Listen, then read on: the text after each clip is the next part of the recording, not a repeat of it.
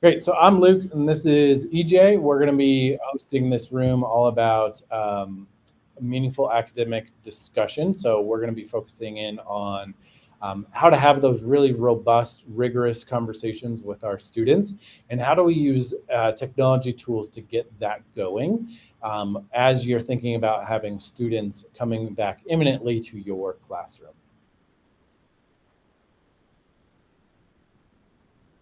So we're going to go ahead and do who's in the room. This should be fairly easy with the amount of people we have here. Lisa, looks like you're unable to mute. So Lisa, you could just drop something in the chat. Otherwise, Michelle, if you want to share out name, school, content area, and what's working well in your classroom and what's a little challenging for communication.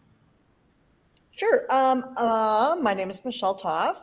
I teach at Denver East. I am in English. I teach the concurrent enrollment, so the college English 1020 and English 2030 courses. And I would say my biggest thing with this academic discussions is, we push in the younger years the Socratic method, which, they're all like in the circle and they're preparing the questions and they've done the pre-work and then they come. But if it at like the college level, it feels really inauthentic because that's not what happens in college, right? And I think my biggest challenge is, how do I make it more authentic? And also, how do you get it so that they're not just responding, like they don't really respond to each other. They're kind of like, I agree with Luke, and this is what I really wanted to say. It's like, because we give them all those sentence stems for Socratic method, which is great. But then when they kind of get to me, they kind of don't know how to just like talk. Yeah, for sure. Thank you for being honest as to what's going well and what are some of your challenges in your room.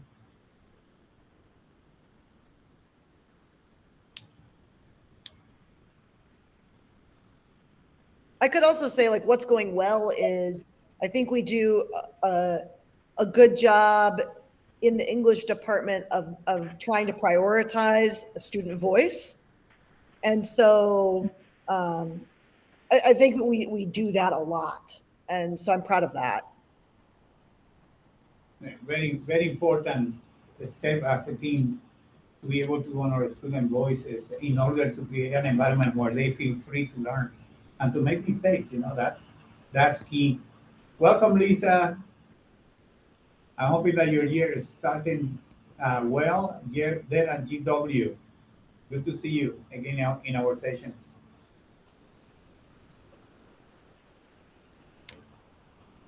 So Lisa's sharing that prioritizing student talk informally, embedding multiple opportunities is going well for her. Dr. Taram, if you want to come off mute or drop into the chat, name, school, content area, what's working well with meaningful academic discussion, and maybe what's challenging as well. We will be communicating in this breakout room, so.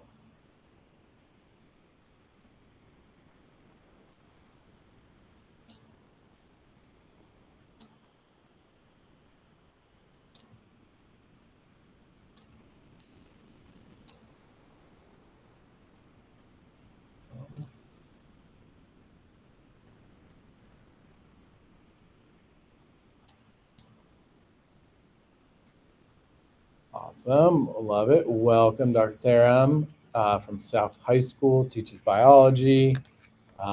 GROW is providing formal academic opportunities to encourage more critical thinking and dialogue. Sometimes kids won't talk, which is totally weird. Yes. I love it. So that's actually great, because one of our focuses is how are we really setting the groundwork with our students when it comes to meaningful academic discussions right away at the beginning of the school year, and then how then that can be built upon throughout. Sometimes we have this idea that our students are coming in knowing how to have these academic discussions, but we really have to provide them with supports at the beginning and then try to remove those as they're going along. So thank you everyone for joining us here today. We're going to have more opportunities for you all to share your expertise, what's going well in your settings, and to be able to ask for more support and learn new strategies hopefully today.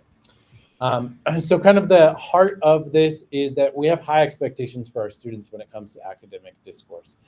If we have low expectations, that can look like the teacher leading discussions, that can be the teacher asking, EJ, what do you think? And then the teacher sharing their ideas.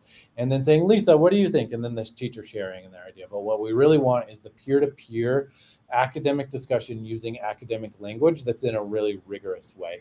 That can be challenging to get to. So we're going to talk about how we have high expectations and then we're providing systems and supports for our students to be able to reach that.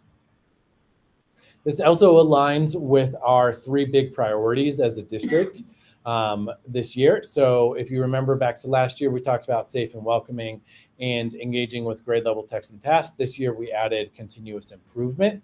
And something that has not changed is the engagement in meaningful academic discussion that you can see highlighted with the green box on the right-hand side there. That is something that we are continuing to leverage as a schools team this year in DPS, as Team DPS, to really have our students sharing their ideas, being able to practice that instead of just so much teacher talk or student to teacher talk.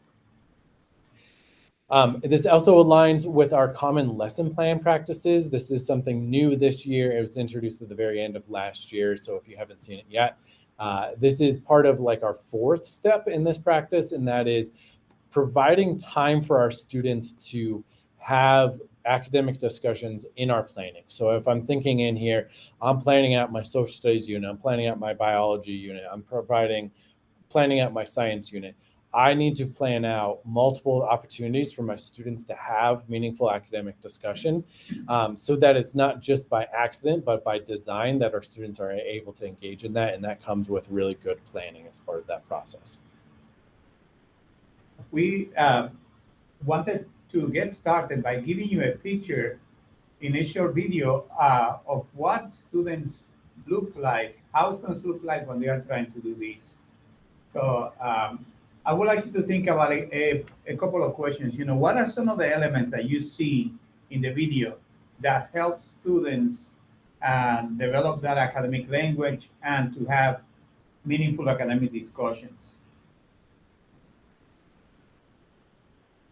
Today's problem of the day. How many pumpkins are green? Remember, you do not need to panic. You will talk with your partner. Math Partners is a strategy that I use daily. I want them to be able to not only get an answer, but explain how they got that answer. The first step is they work to solve the problem on their own, and then they discuss it with a partner. So I got 8 plus 3 plus 5 equals 16. They have talking stems. Do I agree or disagree with you? How did you solve this? And how can you prove your answer's correct? They'll find out, hey, I did it a different way, but yet they still got the same answer. Then we come back together and I ask for someone who feels like they can teach it to the class, because that's what math is about, being able to explain the steps they took to solve the problem. Then I added on 5 more and I got to 16.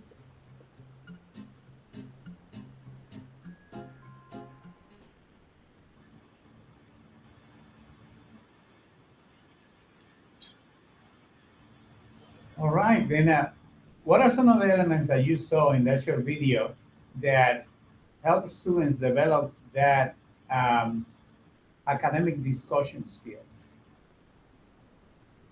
You can unmute and say it out loud, or you can type in the chat as well.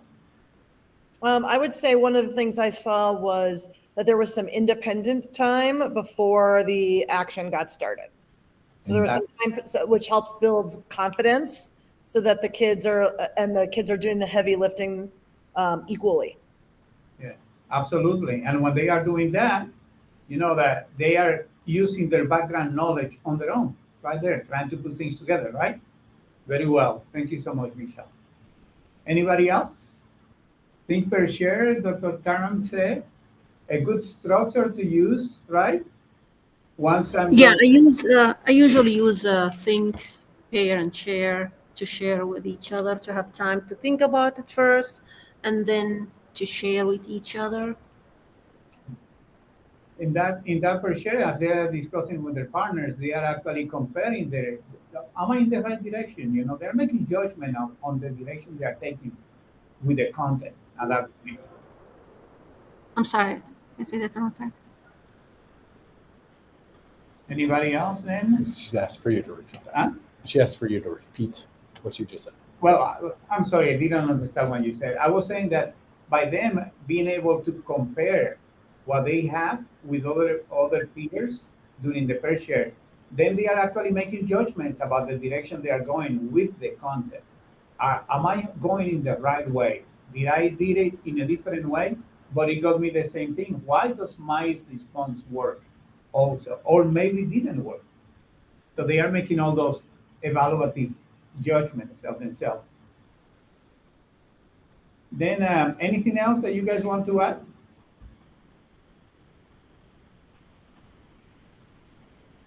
Okay, that at least builds us a little bit of a picture to it, to as a springboard to start our discussion. I'll pass it to Luke now for a couple of things. Yeah, so the main ideas that we want you to come away with today are exactly what we've been discussing and just kind of summarized on here. Is that we want students responding to each other's thinking, not just that responding to the teacher's thinking or sharing ideas through the teacher. We want students to be using their academic language and using that language without prompting. So think of your science classroom, your biology classroom, that we would be thinking, what academic language do I want from our students? That's the brick and the mortar of our content language objectives, that we're providing the academic language and the students are using it with each other. We're also going to be talking about translanguaging with our students, kind of giving some examples of that. And that how is the writing process involved in this, right? So what is that pre-thinking that Michelle was talking about, and how can we use writing to pre-think and then maybe even to post-think about our discussions? And then to go along with that post-thinking is just how are we locking in that key takeaway after our discussions. It boiled down to the bottom two things. These are the minimum expectations that we have for students, is that they are posting using academic language and responding to two others' languages. So you're going to see that yellow box at the bottom over and over again throughout our slides, because that is the minimum expectation that we want to have for our students, posting their language, academic language, and then responding to others. And as Michelle was saying before, not just giving the short, I agree with you, but actually responding to each other. So we have our instructional strategies using Flip and Jamboard here. We're going to go through those if you want to stay in this breakout room and do it with us.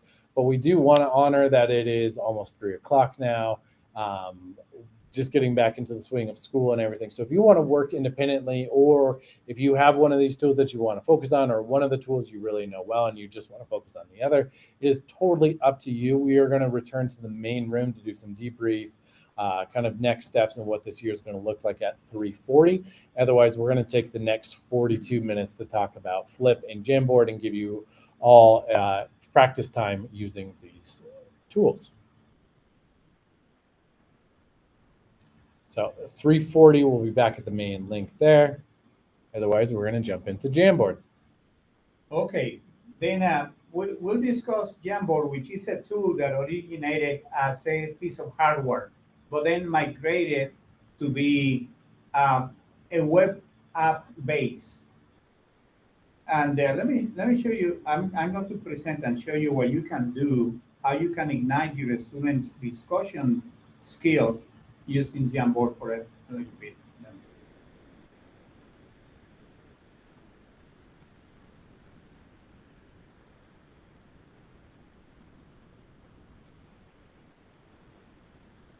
Here is a completely blank slate in a Jamboard. Jamboard resides in your Chrome account. When you log into Chrome the first time, creating a new page, for example, a new tab, you will see the waffle next to your picture on the right, and you can find Jamboard in there. Jamboard is organized with a set of tools on the left that you can use to add things to the board. Also, let me start here on the pen. You have a pen with different sizes. You can have a thin line, for example. You can also have a very thick line and anything in between. You can also use a brush, like a painting brush. You can change the colors that the pen is going to be writing with to contrast different ideas and designs, whatever color you like the best. Then you have an eraser. The eraser will erase discreetly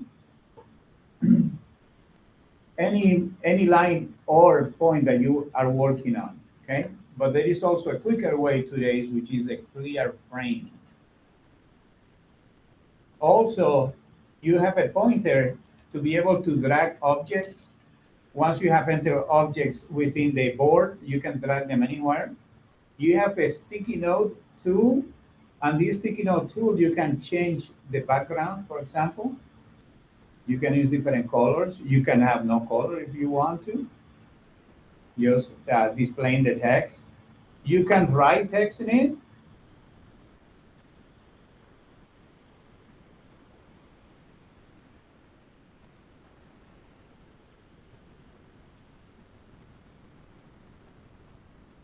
And this is one way that we get students to respond safely because they still don't have to talk, but they are making their ideas public by actually displaying them here. And you can use that as a point of departure for the discussion.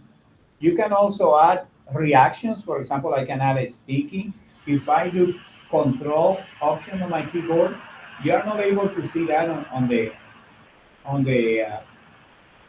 presentation screen right now, but right now it's giving me, when I do Control and click on the sticky note, it gives me a menu with all my emojis, and I can add a reaction. And here is one. So that's a possibility too, to have the students react to different ideas by adding emojis. The students are very prone these days to doing things like that. You can also add pictures. For example, I just click on the, let me make sure that you saw me clicking on this picture icon. Once I click on it, I have the opportunity to choose pictures, and I can do a search on my drive if I want to. It will ask me to browse in my drive to find a file that I need, that I would like to use. I can use a link also. I can use a link from the web. I can use a webcam and actually take a picture of myself and add it if I want to.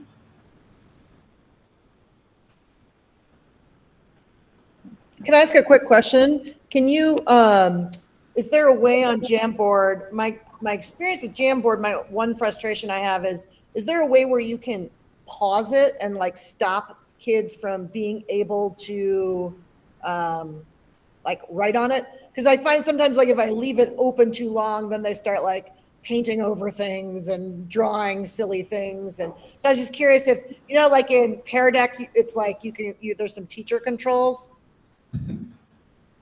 I don't know, maybe there's not. I was just curious because that's just one thing I have found with Jamboard. Yeah.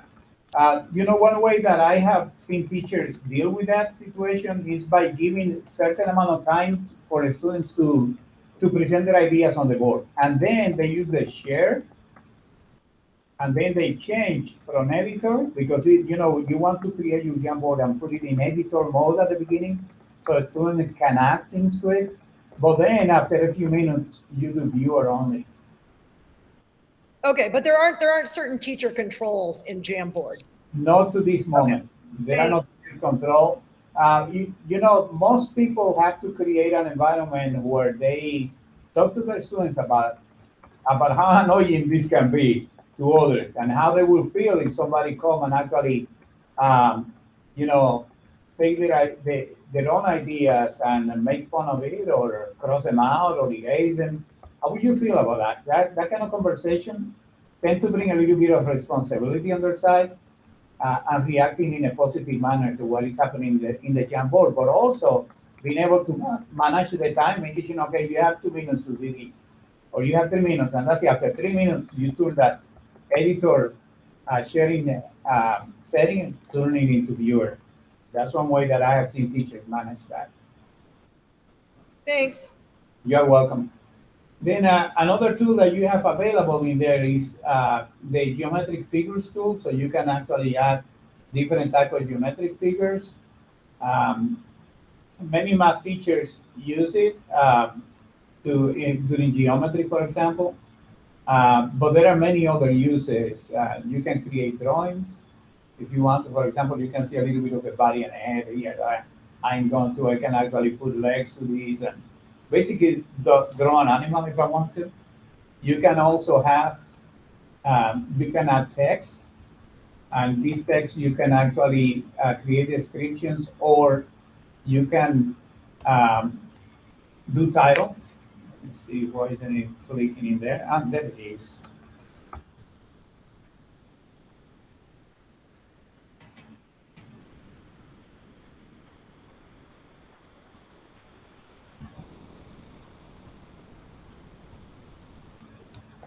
They're very simple tools, and there are, just a few of them because the app is built in a way that is to do things quickly. So you also have a laser that you can use to highlight different ideas, to highlight different elements, and call the attention of students to particular ideas that you want to discuss. I want to point out that when you do a text, for example, there are some extra tools that come here that you can do alignment, and you can also change the text color as well. You can change the size by choosing a text web sizer. You can also zoom so students can see things bigger if necessary. And to navigate, let's say that if I have many pages, I'm adding pages to this Jamboard just by clicking on the right arrow. To navigate, I can use the arrows left and right. I can also click on the viewer, expanding the frame so I can see the different frames. And in there I can change the positions of frames I need to organize the work of students depending on what kind of topics I'm doing. So this is more or less how it works. You can also save the work in different ways. You can, by going to the 3 dots on the top, you can actually download it as a PDF or save that frame as an image to be used repeatedly during other classes, or if you're working through a unit, and there are things that they are going to be repeating, you can actually bring those back as images into your board. You can copy a board, duplicate it to reuse it, and that's about it. You can also see version history, and by seeing version history, you'll be able to choose what version you want to keep. Sometimes when students do something funny, teachers tend to go to the previous version to very quickly erase what the students did that was not probably appropriate or not according to your expectations. Any questions about the tool so far?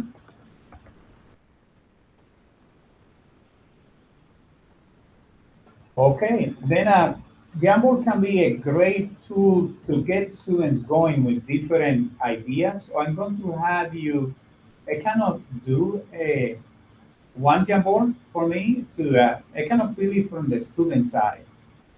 So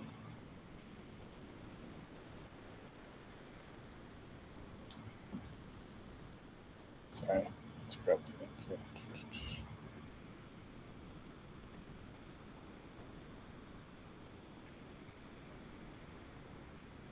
So many tabs. Sorry, here we go. Here's the Jamboard. Then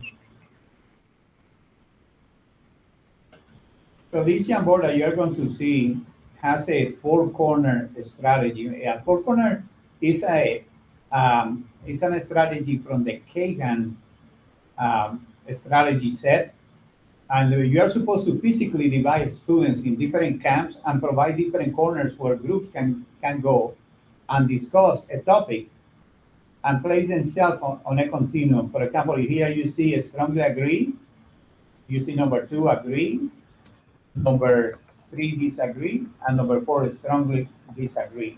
Also, you notice that at the top center, I have a statement where I would like you guys to take a position using a sticky note, and you can actually use the emoji by doing it Control or Alt if it is a PC or Chromebook that you're using.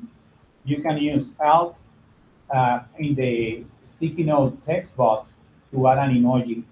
So I want you to go in and add an emoji on whatever position you have around this particular topic. The scientific evidence indisputably links global warming to human activity. And you see the command there, use the sticky note tool to add an emoji. Go and try to do that.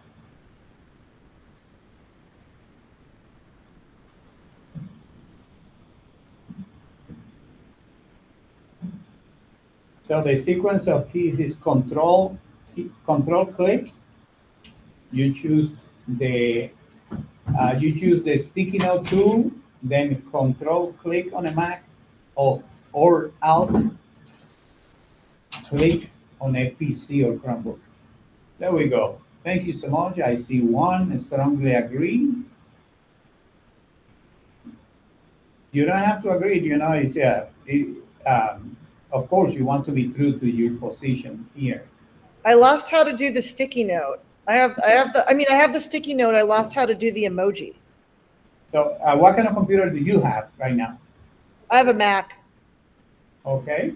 So will be when you bring the sticky note, now that you see the sticky note, you do Control, which is a key to your left, 2 away from the command key. You click on that, and you do then Control click. Okay. It's also a 2-finger click on a touch. That's probably why I was trying to do the control click and I was not finding success. But No, it's all good. I'm gonna try again. That's why we're here, to learn new things.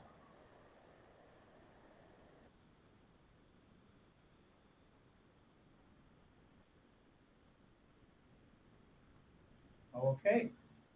Then we're going to get moving because Luke has another part that he needs to present to you, about flavoring. But I wanted to mention a particular strategy that might be of value using Jamboard. And we, that many students need that language support to be able to get the conversation going. And we tend to assume that they come to us already with knowledge about how to present evidence or how to clarify ideas, how to argue an idea, or how to compare and contrast an idea. So providing sentence themes or the different type of languages that they're going to use can be helpful to them to refer back to that particular slide anytime they want to, especially students of second language. DPS, right now, our population has 56% of students who are of Spanish origin. They are Hispanics and their primary language is or was Spanish. So this can help you a lot to present those sentence frames to that population. You can copy this Jamboard and use any of these resources in your own if you need to. So let me show you one more, and then we're going to do a little bit of an experiment. This is something that was a very popular strategy in DPS some time ago with students, with teachers that teach multilingual learners. And they used to call it the bridge. The right term is translanguaging. And it's comparing similarities and differences between the English language and Spanish or other languages. The English and Spanish share 30% to 40% of the words. So if you think that you don't know much Spanish, I tell you, you are wrong. You know quite a bit by knowing English. The thing is that we are so worried about teaching our content that we forget to make a connection with language.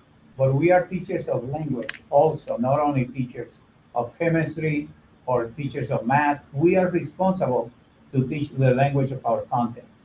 And you notice that the words that I choose here for the academic vocabulary are the words in the question. I picked these from the question on the previous Jamboard. Global, cause, human, activity, use, position.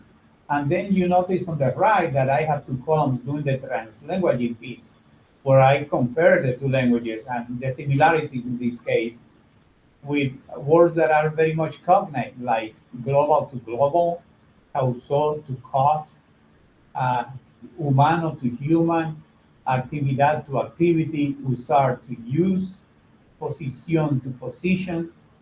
And there are many others, and especially if you teach sciences or things like that, you will find a lot of common terms, all based, of course, in the Latin language. So let me show you one more example, and I'm hoping that in this particular Jamboard and this page, you get to actually to add what you think about these words. So grab a sticky note or a text, using the text or the sticky note, and put there what is that word in English, miembros, or the word comunidad. What's the equivalent in English?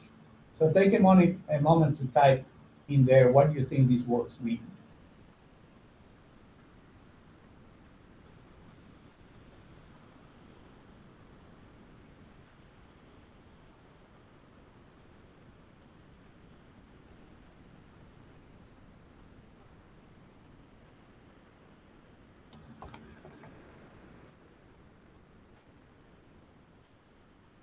Very well.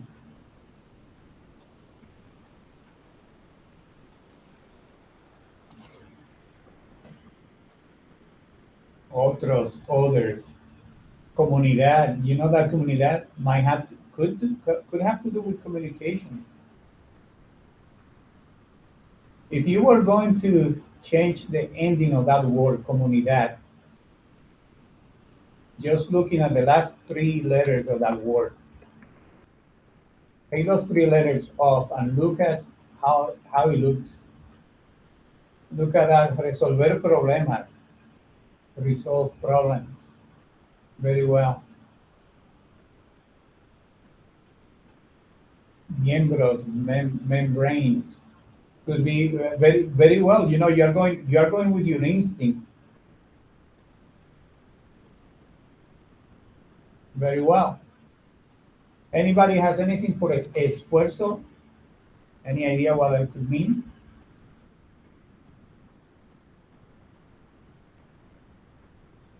That's a difficult one. It means effort, esfuerzo, effort. Well, that's a hard one. The similarity is not that obvious. Once you kind of pronounce it a couple of times, esfuerzo, effort, esfuerzo, you notice that there is a phonemic similarity there. Thank you so much for engaging in that. We encourage you to use Jamboard to do some translanguaging in your content, especially those difficult words from different contents that are Latin based. Sometimes they are pretty long and difficult to pronounce. So you get a chance to actually work the language with your students using Jamboard. And the last Jamboard slide that you're going to see now is actually our resource. We have an all-in-one in Jamboard that explain every single feature in Jamboard and how to use it in different situations. There are videos in here that you can actually watch on how to use the features. I know that we go out the door and then we don't remember very well what happened because we have so much to put our attention to. But you can go back to that resource and review some of the things that we just saw today.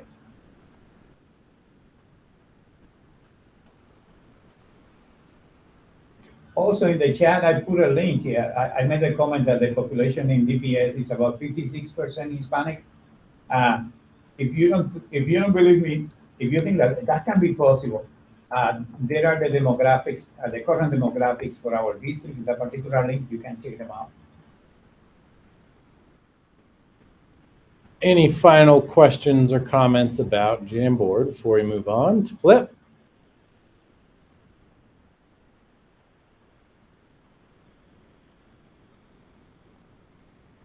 Alrighty then, we're going to talk about, thank you, Flip for meaningful academic discussion.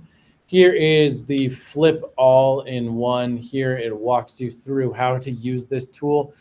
Note that this tool does need to be approved on the ATM or academic technology menu.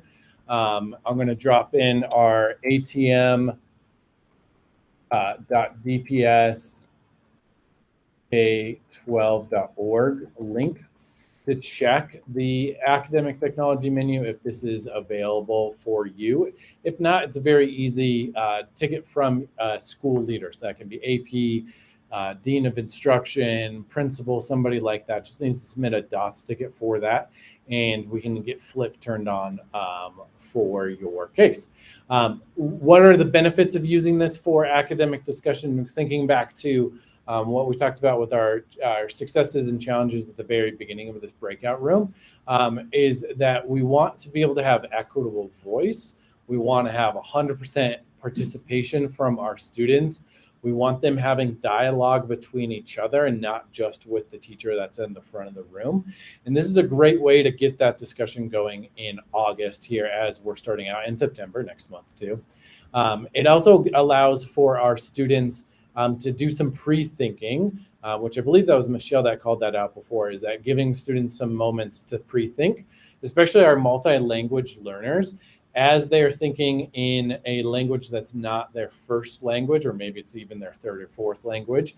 It takes a little bit more processing time. So I'm myself a multi-language learner, and I'm learning Spanish. I'm a few years into it, but it's hard for me to hold like a discussion. So like if I'm going to be talking with EJ, I have to pause, formulate a sentence in my head, and then be able to share it. Unlike I can do with English, where I can just go back and forth and we have that rapport. Because it's my first language, it takes me a little bit of time. So if I then have a prompt, I can pre-write or pre-think with what I want to say in response to that prompt, then I can be really careful as to what I'm doing and be able to access that content, plan out my academic language, and be able to do all of that. It's also a great opportunity for guests. So if you have a guest speaker, you want a community member that, hey, maybe wants to come talk about biology, but can't come to your class for 3 periods over 2 days of a rotation. This is a great way that they can post a Flip, respond to your students, but be able to do that kind of asynchronously or online, instead of having to be able to do it online, in person, or at a specific time with your students. So Flip allows for all of that. It's a really great tool. I would say that it's not a tool we want to be using all year long, but is a great way, thinking in the next month or two, to really get my students a baseline of that academic discussion as they're going along. So to get started with that, I'm going to go ahead and open up my Flip here. Switch over to this. Okay, so this is my Flip here. When I go to flip.com, right now our Google logins are not turned on for Flip. Because the parent company, Microsoft, has not signed our digital privacy agreement yet. We are working on that with them. Until then, you can use emails in your student emails.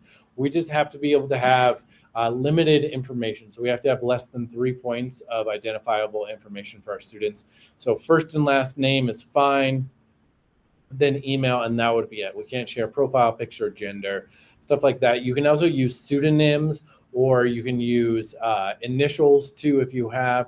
So you can just have like first initial, last name, or just their initials. You can have them use a pseudonym completely, or like an avatar if you want them to, and then just be able to use their voice and their picture to be able to do grading or discussion as you're having it as well. So that's how you can do privacy with this tool. So I'm going to create a group here, and I can launch then for any of my classes. You can see kind of some of the background that I would have. Say I'm going to do high school here. Enter in a name of a group, enter in a background, and then I would go create. It's pretty easy to do that. You can see then here's a language and development group that is hosted by our MLE department. You can see there are literally thousands of people, or sorry, not thousands, hundreds of people part of this discussion, hundreds of hours of discussion. And you think about how many minutes that's been. all the ideas being able to share there, and students being able to communicate orally and pre-writing their ideas as they have it. And here you can see then some of the classes that I've created. I have a couple different topics. I have 12 different students that are going along in this group that I have here. Flip is pretty easy to use. All I have to do here is come in and hit record. I'm going to talk into my computer now here. It becomes a little bit more intimate when we're doing a video. That kind of means some different things that you should be prepared for with your students. So as I'm doing discussion this way, it's in recording. It feels more permanent, more concrete than if I'm just having a discussion with like a think, pair, share or a shoulder partner as I'm going along. So it's really important to think that your students are going to take more time for this. They're going to want to use more academic language. They're going to want to have it a little bit more prepared, so give them some more of that pre-think time, maybe even, again, that writing beforehand. They then might be a little embarrassed to have their face recorded, even though they're using their cell phones all the time to record themselves. They want to be able to curate their image and their voice and their likeness in the digital world. So sometimes you will have students that will cover up their face like this and talk like this. This is fine. We also have the audio only version too, that you can just switch if I just want the audio version of that. And I want to provide the option for students to do that, or I want them to just do the audio. That works. We can also use like little stickers and GIFs and drawings and stuff. So I've totally seen that students will cover their face with an emoji or an icon or a sticker or something like that so they can do it digitally. It is totally up to you as to where you want to lead the discussions in your classroom. This may be fine as long as they're posting their academic ideas and responding to two others. It's totally up to your practices as to how to do it. And then I'm just going to go record here. It's going to give me a little countdown. I can do my recording. I can add in some different things, post my ideas. I'm going to hit stop. It's going to then play it back for me. Again, students are going to take this very seriously. And then I can hit next as I have that. So I'm going to exit out of that because I actually don't want to post that right now. Confirm, exit my camera out, and then I have here. I worked with a writing teacher a little while ago that really wanted her students to take more seriously the revision process.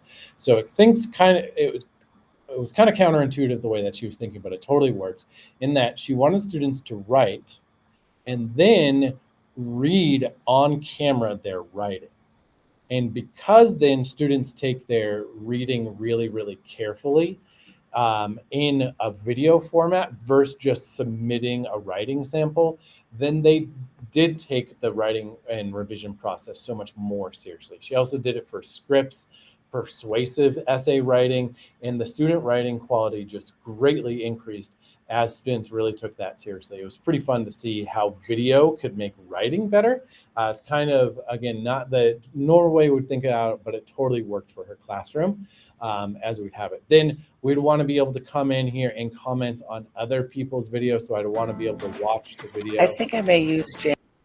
And then I can respond in comments here to it, say, hey, thank you, Sarah, for sharing your ideas. I agree with you in this, or I would also do this way here, and that we could respond to each other's. Again, the idea is that they are responding to two others' ideas in the class as they're doing it.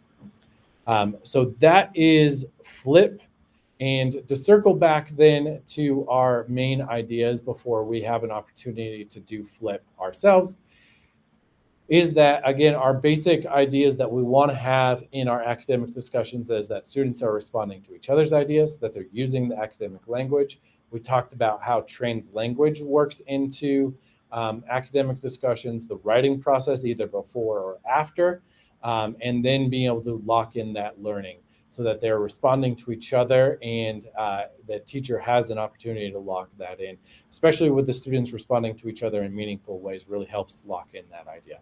So to kind of wrap up our breakout room and to have a double experience of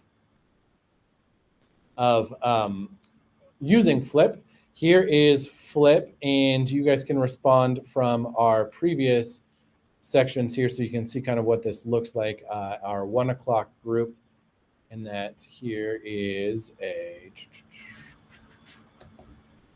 link. Oops, that's on the right link. I got it.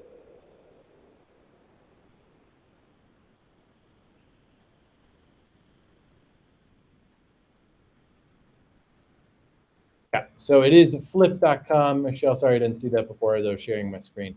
Flip.com, and then this is like all you would need to share with your students so that they would be able to do that. So I'd post like a link like this with our first discussion and joining our group just through a link like this. So you can go ahead and do that. If you have not created an account, again, just use your DPS email, create an account. The Google login is not working right now. Hopefully that is working soon. And take the last few minutes to practice responding. Hopefully, Lisa, your camera and your audio will work on that one for it instead of just our Google Meet. We're going to give a few minutes for that. Then we will be back in the main room at 3:45, so that's another 15 minutes. EJ and I are going to be responding and answering any questions that you have either in Flip or in the chat or however. We're here to help.